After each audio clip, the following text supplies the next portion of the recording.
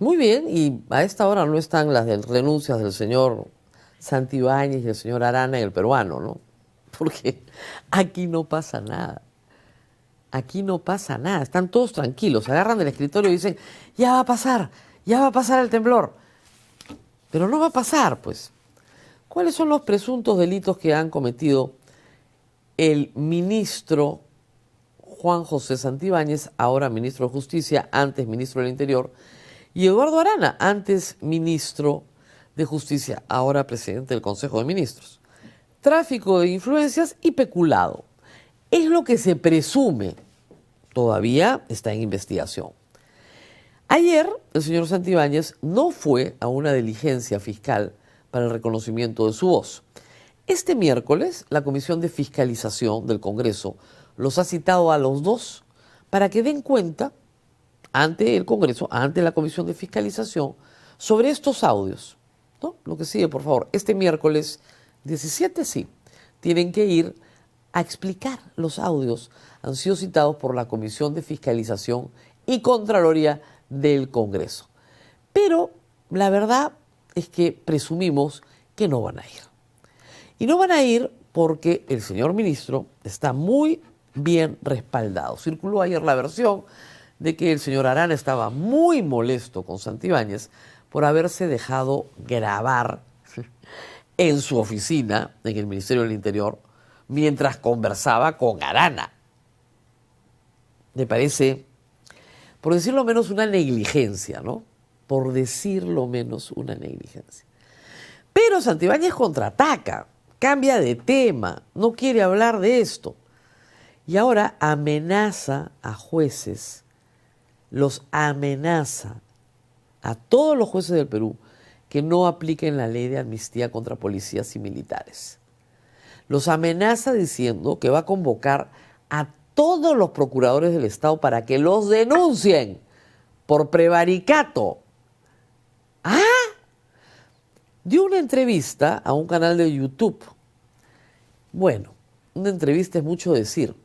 Habló con un señor que representa a la Cámara Inmobiliaria Peruana. Ese es su medio de comunicación. Obviamente no quiere responder las preguntas que tiene que responder, porque hasta ahora sus respuestas han sido muy contradictorias. Por un lado, su abogado dice que no reconocen la voz, pero por otro lado, su cuenta de Twitter, que dice que no es de él, sino de otro, que habla en tercera persona de Santi, ¿ok? Esa sí reconoce, sin ningún problema, que devolvieron la plata, que pagaron el honorario. Ni siquiera su cuento está bien armado. Lo cierto es que esos audios prueban lo que se denunció en marzo, que el ministro del Interior continuó siendo abogado de sus clientes y utilizando su puesto de ministro para traficar influencias en favor de esos clientes. Y que además presuntamente sobornó a jueces del Tribunal Constitucional que no le aceptaron el soborno o no le cumplieron lo que él quería que se cumpla. ¿Qué ha pasado? No ha pasado nada. Reitero, ayer se decía que se iba el ministro de Economía, que se iba el primer ministro, que se iba Santibáñez. Acá seguimos sentados. Y el señor disparando contra los jueces, diciendo que los va a meter presos a todos. Él va a meter presos a los jueces. Ya. Hay más, sin embargo, en este tema de la ley de amnistía. Y hay otras noticias que tenemos que cubrir también. El defensor del pueblo, jugadorazo. ¿Qué ha hecho?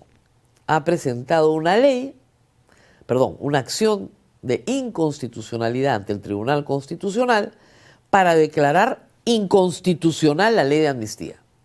Ustedes dirán, pero eso está muy bien. La ley de amnistía todos sabemos que es inconstitucional. Sí, pero hay un truquito. El viejo truco de yo mismo me denuncio. Truco que llevó adelante este Congreso, por si acaso, en el tema de la cuestión de confianza. Claro, ellos mismos se denunciaron. En el caso Sunedu, ellos mismos se denunciaron. Como ya tienes al tribunal amarrado contigo, Lo que tú haces es ir donde el tribunal, muy pocas personas pueden ir, ¿eh? Puede ir a la fiscal de la nación, el presidente de la república, el defensor del pueblo, 25 congresistas, muy pocas personas tienen legitimidad para obrar, para ir al Tribunal Constitucional. Entonces, si tú eres una de esas personas, vas y dices, señores del Tribunal Constitucional, declaren esta norma inconstitucional. Y el Tribunal Constitucional te contesta, no, no, es constitucional. ¿Y qué has logrado tú? Que la ley sea constitucional, cuando no lo es. Porque tienes comprado pues el tribunal, obviamente, si no, hablemos claro. ¿Por qué el defensor del pueblo, que está a favor de la ley de amnistía, va a presentar una acción ante el Tribunal Constitucional que ya le aprobó la devolución de la máquina de su hermana, ¿se acuerdan? Ya le aprobaron eso.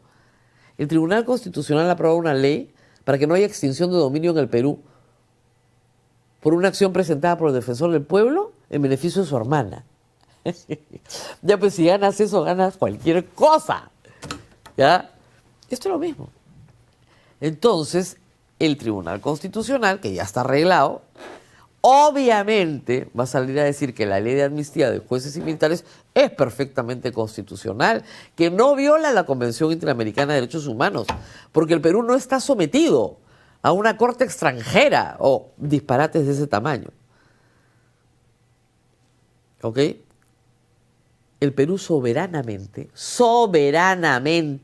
firma tratados y se obliga y los incorpora a su legislación nacional. Eso lo sabe un cachimbo. En derecho, un cachimbo lo sabe. He escuchado a un ex juez del Tribunal Constitucional decir que eso no es cierto, que eso no existe. No sé dónde estudiaron derecho. No tengo idea. Iba a decir algo peor, pero mejor me callo. Es que, de verdad, el señor defensor del pueblo cree que los peruanos son idiotas.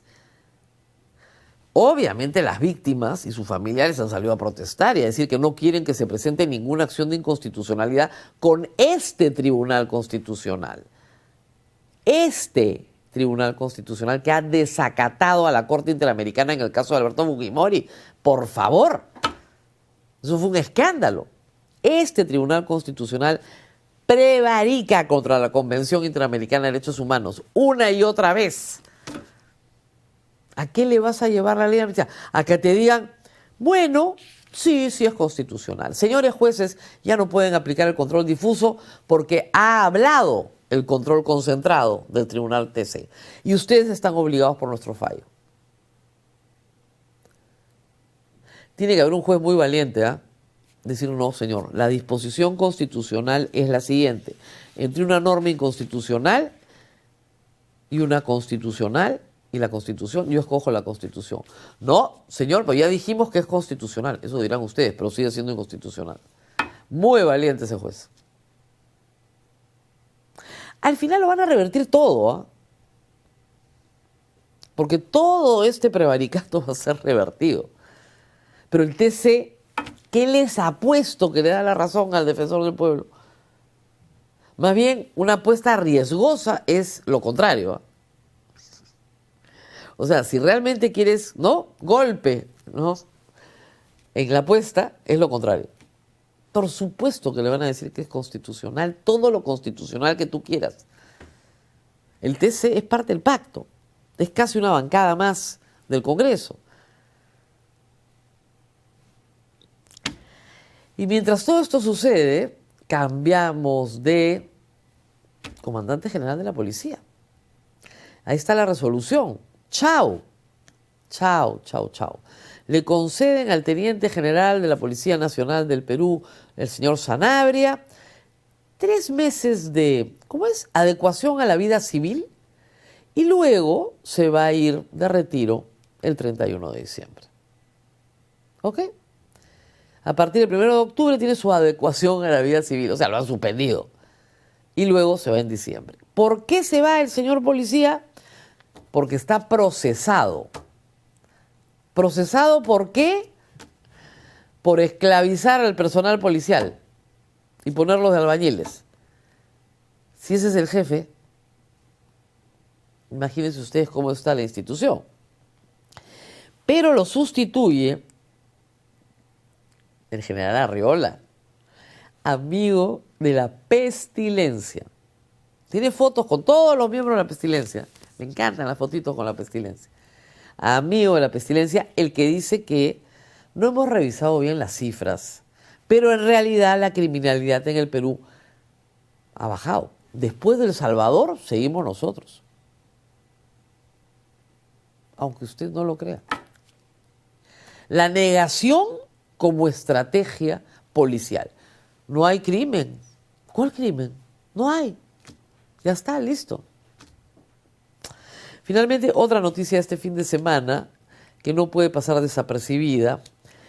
Este gobierno ya promulgó el reglamento del APSE y que somete a las ONGs a el control del gobierno de Dina Boluarte. Ese es el problema.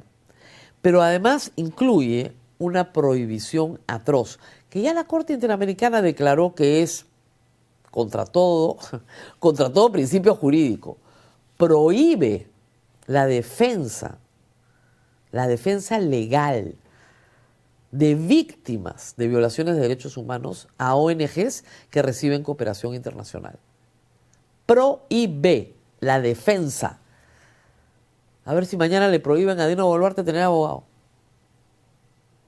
Es impresionante. Prohíbe la defensa de las personas más pobres del Perú. Las más pobres del Perú. Porque prohíbe que ONGs defiendan derechos humanos si reciben cooperación internacional. Lo que están comenzando a hacer las ONGs de derechos humanos es tratando de recibir cooperación nacional para no dejar de defender a las personas más pobres del Perú de graves violaciones de derechos humanos. Esa ley obviamente se revertirá también cuando regresemos a la democracia, ¿no? Pero está ahí. Y es una ley que exige también a medios de comunicación que tienen la forma de ONGs, de asociaciones civiles sin fines de lucro, con recepción de fondos internacionales, porque ganan concursos, por ejemplo, a dar cuenta de todas sus actividades y proyectos. Con control previo. Y si no, te multan.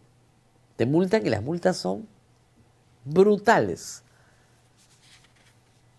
Obviamente, cualquiera de los abusos que se cometa a través de la ley va a ser contestado uno por uno a través de acciones de amparo. Obviamente. Uno por uno. Cada vez que le digan, usted no puede defender a fulano, perfecto, acción de amparo. Hasta que este gobierno acabe y, como digo, regresemos a la democracia. Y estos horrores puedan ser derogados. El gobierno se equivocó en el tema de derechos humanos de cabo a rabo, pero creyó que podía hacer lo mismo con el bolsillo de la gente y se metió con las AFPs. Y ahí la gente comenzó a protestar. Esa es la gran diferencia. Qué pena que no se proteste igual cuando el Estado asesina, ¿no? Qué pena.